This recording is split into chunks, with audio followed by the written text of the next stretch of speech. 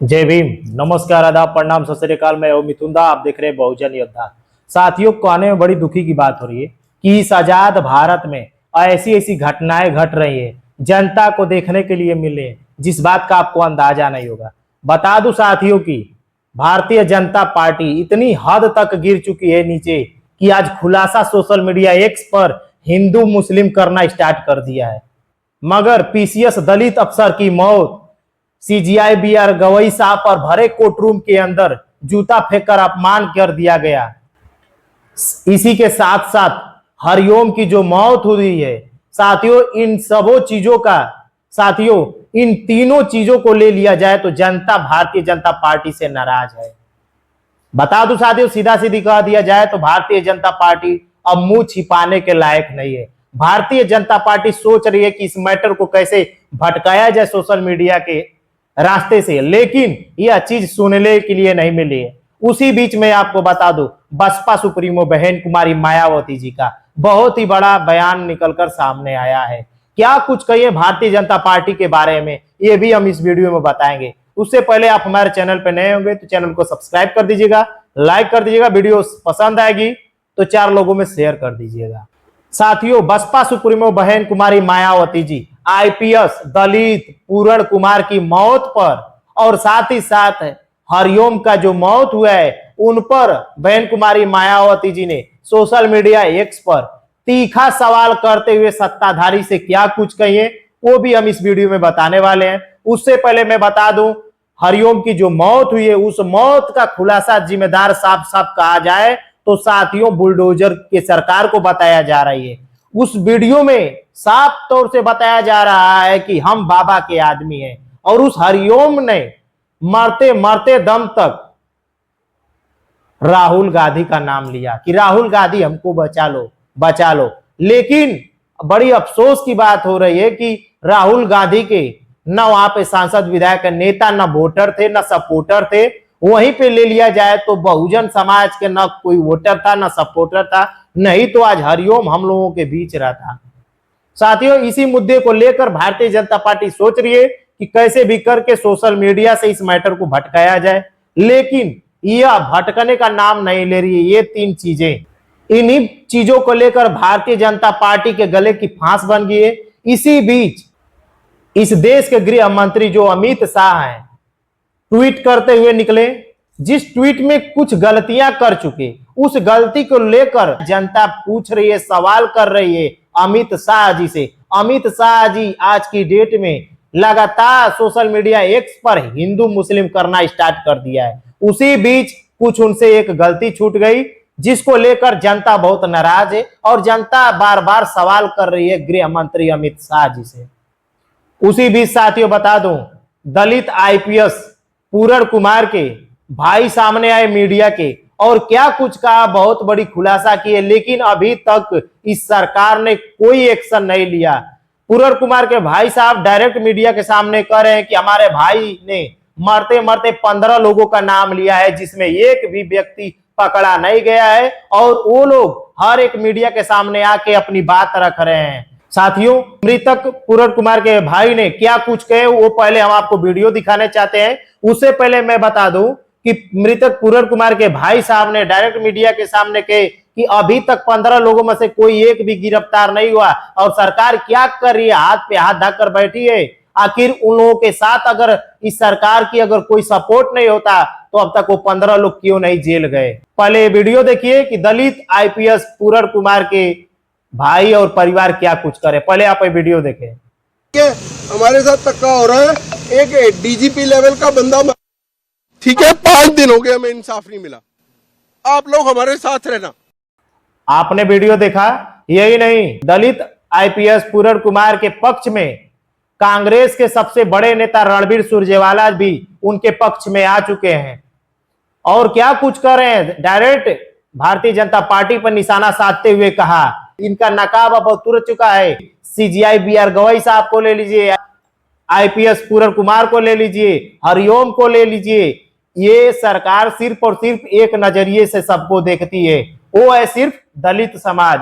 आखिर ये दलित नहीं रहते तो इनके जितने भी मृतक के दोषी हैं उनको अब तक दोषी ठहरा दिया गया होता और उनको सजा मिल चुकी होती, अब तक वो गिरफ्तार हुए रहते। देखिए रणबीर सुरजेवाला जी किस तरीका से भारतीय जनता पार्टी पर निशाना साधते हुए क्या कुछ कहा है, पहले आप ये वीडियो देखें। हरियाणा में जिस प्रकार से वाई पूरण कुमार जी जैसे एडीजीपी रैंक के अधिकारी को न्याय नहीं मिल रहा, तो आप सोच सकते हैं कि आम साधारण व्यक्ति को न्याय कैसे मिलेगा। एक ऐसे व्यक्ति जो खुद आईजी पोस्टेड हैं, एडीजीपी रैंक में हैं, आईआईएम अहमदाबाद से निकल कर आए हैं, सत्यम जैसी कंपनी में नौकरी पर आने से पहले काम करते थे और आईएएस से ज्यादा रैंक लेकर आईपीएस में आए, पत्नी वरिष्ठ आईएएस अधिकारी हैं। अगर उन्हें न्याय नहीं मिल सकता तो न्याय किसे मिलेगा। जातिगत भेदभाव के शिकार होकर, व्यवस्थागत भेदभाव के शिकार होकर अगर एक वरिष्ठ एडीजीपी अधिकारी को आत्महत्या करनी पड़े तो देश के और खास तौर से हरियाणा प्रदेश के हालात क्या हैं आप अंदाजा लगा सकते हैं। क्या कारण है कि एक एडीजीपी रैंक के अधिकारी को पुलिस स्टेशन में मंदिर में दर्शन करने की इजाजत नहीं? क्या कारण है कि एक एडीजीपी रैंक के दलित अधिकारी को पिता की मृत्यु पर घर जाने की इजाजत नहीं? क्या कारण है कि जब वो एडीजीपी रैंक के अधिकारी चिट्ठी लिखते हैं व्यवस्थागत दलित भेदभाव के बारे में तो उसका सरकार के पास जवाब नहीं? क्या कारण है कि ऐसी यथास्थिति पैदा कर दी जाए कि वरिष्ठतम दलित अधिकारी को जो additional director general of police हैं उनको ये एक्सट्रीम कदम उठाकर मजबूरन आत्महत्या का शिकार बनना पड़े? ये प्रश्न है जो समाज के हर व्यक्ति को अपने जहन में रखकर पूछने पड़ेंगे। आपने वीडियो देखा? यही नहीं, दलित आईपीएस पूरण कुमार की पार्थिव शरीर को सेक्टर 16 से पीजीआई क्यों ले जाया गया, ये देश की जनता सवाल कर रही है सत्ताधारी से। जब पूरण कुमार के पार्थिव शरीर को सेक्टर 16 से पीजीआई ले जाया गया तो उसमें पूरण कुमार के परिवार का कोई सहमति नहीं थी, कोई रजामंदी नहीं थी। आखिर यह सरकार इस मैटर को हटाना नहीं चाह रही है, बहकाना नहीं चाह रही है, तो क्या कर रही है? पीएस पूरण कुमार के पार्थिव शरीर का अब तक पोस्टमार्टम भी नहीं हुआ है। पूरण कुमार के परिवार पूरी तरीका से नाराज है, सवाल कर रही है सरकार से कि हम जब रजामंदी हमारे परिवार का नहीं है तो हमारे पूरण कुमार के पार्थिव शरीर को सेक्टर 16 से पीजीआई क्यों ले जाया गया। फैमिली से हमने चंडीगढ़ के डीजीपी सागर प्रीत हुड्डा जी क्या बोल रहे हैं जब मीडिया सवाल कर रही है हुड्डा जी से तो उनकी आवाजें लड़खड़ा रही हैं। सोचिए ये भी एक डीजीपी है, डीजीपी से जब मीडिया सवाल कर रही है बात कर रहे हैं और जिम्मेदार कौन है? डीजीपी हुड्डा साहब की आवाजें किस तरीके से लड़खड़ा रही है, पहले आप वीडियो देखें। इन्वेस्टिगेशन आवाज किस तरीके से निकल रहा है, मीडिया के सामने शब्द, मीडिया के सामने संविधान वो जवाब नहीं दे पा रहे हैं। पहले आप वीडियो देखें। फैमिली से हमने रिक्वेस्ट की है कि आप जल्दी से जल्दी पोस्टमार्टम कराएं। सर अभी क्या रीजन दे रहे हैं उनका क्या कहना है? उनके अपने कुछ ग्रीवांसेज हैं, कुछ पॉइंट्स हैं, उन पे हम बात कर रहे हैं और हम डीजीपी साहब सस्पेक्ट का नाम आप सस्पेक्ट कॉलम में क्यों नहीं दे रहे? जो फैमिली की डिमांड है इन्वेस्टिगेशन अभी चल रहा है, इन्वेस्टिगेशन ऑन है।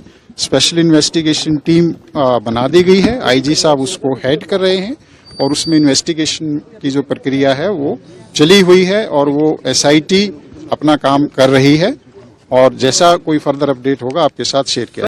आपने वीडियो देखा साथियों? यही नहीं, ये भी वीडियो देखिए। चंडीगढ़ के जो एसएसपी कमरदीप कौर हैं वो कह रहे हैं कि हम पीजीआई अस्पताल के सामने यहीं पे खड़ी हूं, जब तक सरकार की कोई रजामंदी नहीं होगी तब तक पूरण कुमार के पार्थिव शरीर का पोस्टमार्टम नहीं किया जाएगा। सोचिए कि सरकार के बिना इजाजत बिना वो पोस्टमार्टम रुका है। आखिर सरकार क्या दर्शाना चाहती है मीडिया के सामने? पहले आप चंडीगढ़ के एसएसपी कमरदीप कौर की ये वीडियो देखें। तो आज यहाँ पे हम पीजीआई में मोर्चरी के बाहर खड़े हैं और फैमिली की कंसेंट के बाद ही पोस्टमार्टम शुरू होगा। अभी फैमिली से मैसेज आना बाकी है। यहाँ पे सारे डॉक्टर्स और टीम्स हैं मौजूद हैं, बट फैमिली की कंसेंट के बिना कोई भी कार्रवाई हो नहीं सकती है, लीगली भी पॉसिबल नहीं है, तो फैमिली की कंसेंट की वेट की जा रही है। ठीक है मैम, इसके अलावा अभी तक जांच कहाँ तक पहुंची है? हालांकि एसपी रोहतक को हटा दिया गया है, ये सामने इन्वेस्टिगेशन अभी चल रही है। आज का हमारा मुद्दा जो पोस्टमार्टम का था, तो उसके बारे में बताना चाहती हूँ कि फैमिली जैसे ही हमें गो अहेड देगी, फैमिली यहाँ पे आएंगे, स्टेटमेंट्स रिकॉर्ड होती हैं, पूरा प्रोसीजर है, उसके बाद ही कोई कार्रवाई आगे की जाएगी। मैडम, किसी तरह की जानकारी परिवार को कोई मेंबर आ सकता है, संभावित है भी आपकी? जी, जैसे ही हमें जो भी परिवार बोलेगा उसी के हिसाब से करेंगे, और परिवार हमें जो भी इंटीमेट करेगा अभी वो हम आपको बता। आपने देखा कि चंडीगढ़ के एसएसपी कमरदीप कौर जी क्या कर रही थी। यही नहीं, चीफ जस्टिस ऑफ इंडिया पर जिस तरीका से जूता फेंककर भरे कोर्ट रूम के अंदर अपमान किया गया, अब बहुजनों के अंदर हुआ उजाला भड़क रहा है। बहुजनों ने लगातार मोर्चा निकालना शुरू कर दिया है और संसद को घेरने के लिए दिल्ली निकल चुके हैं। बहुजनों ने किस तरीका से जोरदार मोर्चा निकाला है, पहले आप ये वीडियो देखें।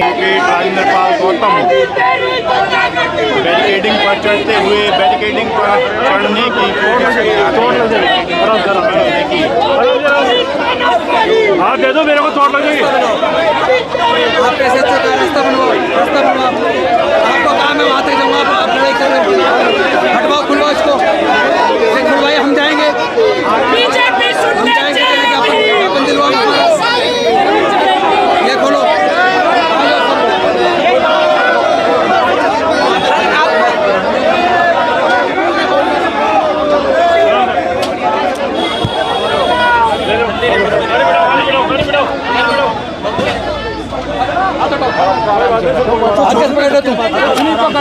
वो क्या गया पकड़ रहे, शर्म नहीं आती तुम्हें? तुम्हारा आईपीएस जो सुसाइड कर रहा है, तुम्हें जरा सी शर्म नहीं आ रही? आपने वीडियो देखा कि किस तरीका से विरोधियों के खिलाफ यह मोर्चा निकाला गया है। यही नहीं, फरीदाबाद में भी कांग्रेस के जो नेता, सपोर्टर, सांसद, विधायक थे, वो अपने वोटरों के साथ संसद घेराव के लिए निकल पड़े हैं। देखिए, चीफ जस्टिस ऑफ इंडिया पर जिस तरीके से जूता फेंक कर अपमान किया गया था भरे कोर्ट रूम के अंदर, देखिए कि कांग्रेस के नेता, सपोर्टर, वोटर क्या कर रहे हैं। पहले आप ये वीडियो देखें।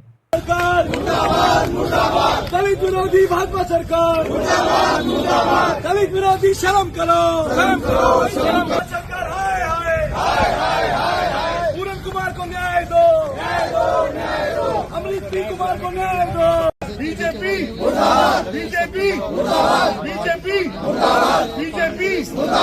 दलित को दबाना बंद करो, दलितों पे अत्याचार बंद करो, बीजेपी। साथियों, आपने वीडियो देख लिया।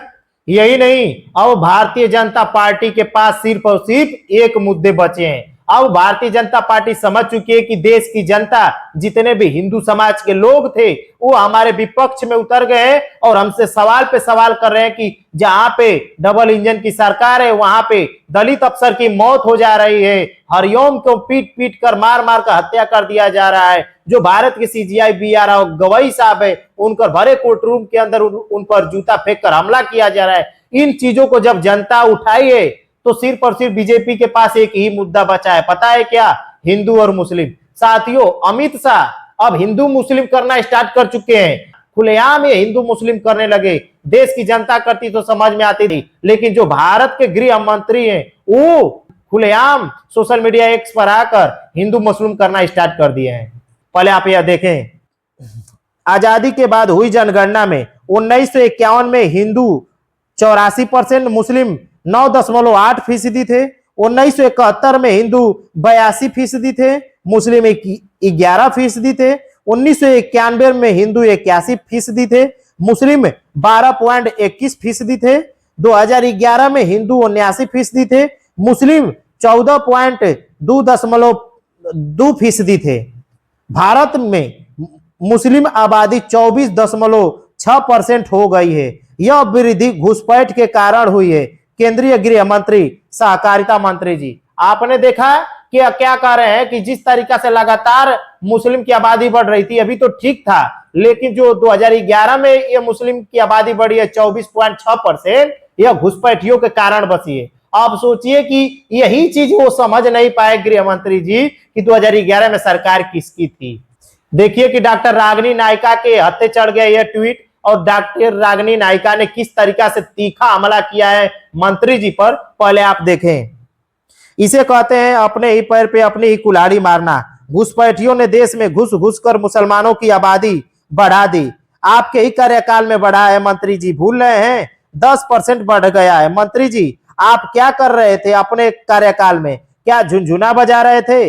इसलिए ट्वीट रातों रात डिलीट करके भागना पड़ा है सोशल मीडिया एक से। आपने देख लिया कि किस तरीका से रागिनी नायका ने तीखा हमला बोला है अमित शाह जी पर। साथियों बता दें, अमित शाह जी का दूसरा भी ट्वीट देख ली कि किस तरीके से सुधार करके बहुत ही अच्छे से सोच समझ के लिखे हैं, पहले देखिए। और वही वृद्धि दर की बात करें तो 2001 से 11 में हिंदू जनसंख्या में वृद्धि दर 16.8% था और मुस्लिम आबादी 24% की दर से बढ़ गई। 1951 से लेकर 2011 तक जनसंख्या वृद्धि दर से जो आसमान दिखती है उसका प्रमुख कारण घुसपैठ है। केंद्रीय गृह मंत्री अमित शाह जी का यह कहना है। आपने देखा कि किस तरीका से 16.8 पे आ गए, जो 24 पॉइंट कह रहे थे वो सीधे 16 पॉइंट पे आ गए। अमित शाह जी का यह बयान, यह आक्रोश तमाम जगहों पर देखने के लिए मिल रहे हैं। जैसा कि आप जानते हैं कि असम में चुनाव होने वाला है और असम के मुख्यमंत्री हेमंत बिस्वा शर्मा जी हैं। यहाँ पर कह रहे हैं कि अगर कोई जनगणना हुई तो असम के अंदर मुस्लिम की आबादी करीब 38 हो जाएगी। आपने देख लिया कि किस तरीका से ये लोग भड़काऊ बयान दे रहे हैं, किस तरीका से हिंदू मुस्लिम कर रहे हैं। ये बता दूं साथियों कि जिस तरीका से चीफ जस्टिस ऑफ इंडिया पर जूता फेंककर भरे कोर्ट रूम के अंदर अपमान किया गया। दूसरे नंबर पे आईपीएस दलित पूरण कुमार की हत्या हो गई है। तीसरे नंबर पे हरिरोम को पीट पीट कर उनकी जाने ले लिया गया उस तो आप इस चीज से अंदाजा लगा लीजिए कि भारतीय जनता पार्टी आखिर क्या कर रही है। भारतीय जनता पार्टी लगातार हर मंचों से आगाह करती है कि गुंडे मावालियों को रोड से साफ कर दिए। तो ऐसे ऐसे गुंडे मावालिया कहां से पैदा हो रहे हैं? कौन सी पार्टी इनको सपोर्ट कर रही है? आजाद भारत देश की जनता सवाल कर रही है सत्ताधारी के लोगों से।